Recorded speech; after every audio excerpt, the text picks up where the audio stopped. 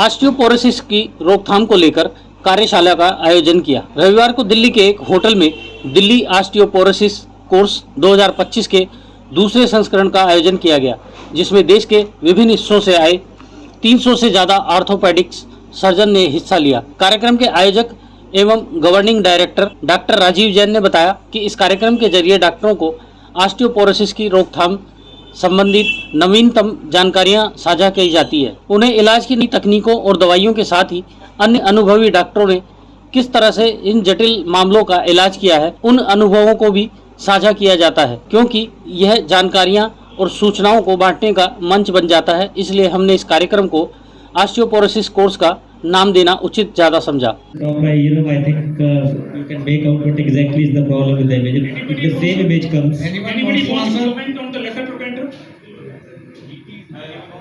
So the ROI is supposed to be in line of GT. Yes. Very good. So in hologic it is at the GT, whereas in the G lunar it is at the closest, smallest part of the neck.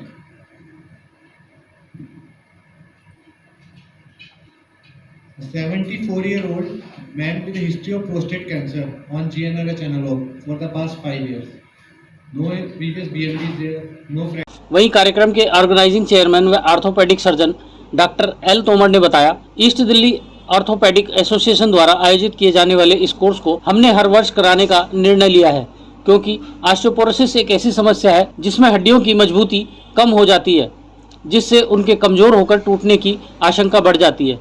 इसके अलावा ऐसी महिलाएं जिनका menopause हो गया हो, उनको भी ऑस्टियोपोरोसिस की चपेट में आने की ज़्यादा संभावना होती है। कार्यक्रम में शामिल एक अन्य डॉक्टर ने कहा कि ऑस्टियोपोरोसिस के लिए पारिवारिक इतिहास, कैल्शियम और विटामिन डी की कमी, अत्यधिक मात्रा में शराब का सेवन, धूम्रपान, शारीरिक गतिविधियों की कमी जिम्मेदार होती है। हालांकि पोषक भोजन, नियमित दिनचर्या, नशीले पदार्थों से दूरी और उचित इलाज से इसका खतरा टाला जा सकता है। ब्यूरो रिपोर्ट, दिल्ली हलचल न्यूज। सर, ये सेकंड ऑस्टियोपोरोसिस कोर्स चल रहा है, एग्जैक्टली किसके लिए है, क्या है? ऑस्टियोपोरोसिस का मतलब होता है कि हड्डियों की कमजोरी। ऑस्टियो मीन्स बोन, हड्डी, और पोरोसिस में जहाँ पोर छेक हो गए हों, हड्डी जहाँ कमजोर हो जाती है। आमतौर पे जितनी भी हमारी फीमेल्स हैं, औरतें हैं, पीरियड्स खत्म होने के बाद उनको हड्डी कमजोरी होती है, ऐसे मेनोपॉज के बाद। ऐसे ही आदमियों में 60 और 65 ईयर्स के बाद बोन की कमजोरी होती है। अगर हम उस पर ध्यान ना दें तो हमें बहुत सारे फ्रैक्चर्स देखने को मिलते हैं हड्डी कमजोरी की वजह से, और वो फ्रैक्चर बहुत बड़ा एक कारण है आगे की जिंदगी को खराब करने में। वो फ्रैक्चर जो कूल्हे पे हो जाते हैं, कलाई पे हो जाते हैं, या रीढ़ की हड्डी पे हो जाते हैं, ये आगे की जिंदगी के लिए बहुत उनके लिए मुश्किल होती है, उनके खुद के लिए भी और उनकी फैमिली वालों के लिए भी। तो उसको हम रोकथाम के लिए कैसे उसको हम प्रिवेंट कर सकते हैं, कैसे रोक सकते हैं, उसके लिए ये कोर्स किया गया है। ये कोर्स है या वर्कशॉप? ये अभी अगर ये कोर्स है, ये जैसे जैसे एज बढ़ती जाती है, आजकल मेडिकल ट्रीटमेंट एडवांस होने की वजह से लॉन्जिविटी बढ़ गई है। मीन सर्वाइवल 85-89 तक, तो हड्डियां कमजोर होती हैं। हड्डियां कमजोर होने की वजह से फ्रैक्चर्स के चांसेस बढ़ जाते हैं, और क्योंकि और एसोसिएटेड प्रॉब्लम्स भी हो जाती है। और ये कोर्स जो ऑर्थोपेडिक सर्जन्स को एजुकेट करने के लिए है, उनसे समझने के लिए है, उनको बताने के लिए है कि हमें कैसे इसको प्रिवेंट करना है। सिर्फ दवाई नहीं, और बहुत सारी चीज़ें हैं।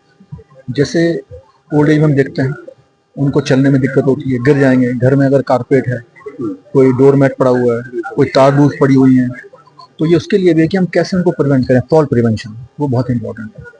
तो ये पूरा कोर्स इसीलिए बनाया गया है कि ना सिर्फ दवाइयाँ, कैसे हम उनको गिरने से रोक सकते हैं, कैसे वो ऑर्थोपेडिक फ्रैक्चर को हम रोक सकते हैं, उसके लिए पूरा है ये।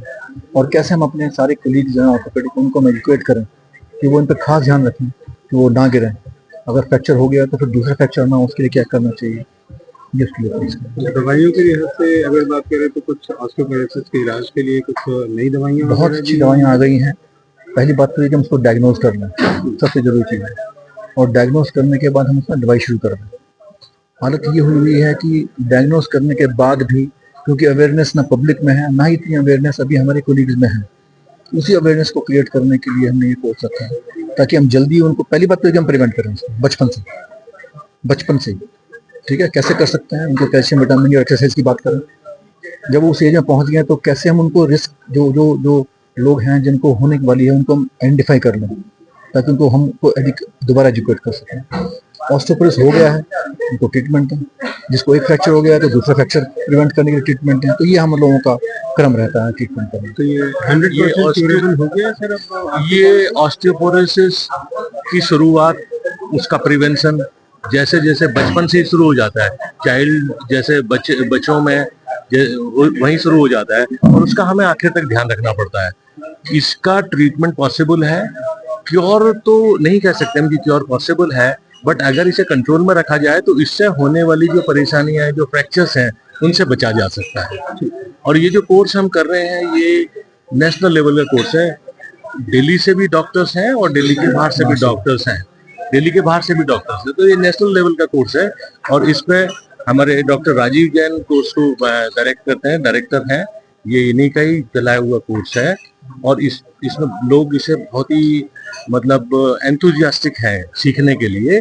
और एंथुजियास्टिक आप यहाँ देख सकते हैं कितने सारे हमारे doctors from all over India आए हुए हैं यहाँ।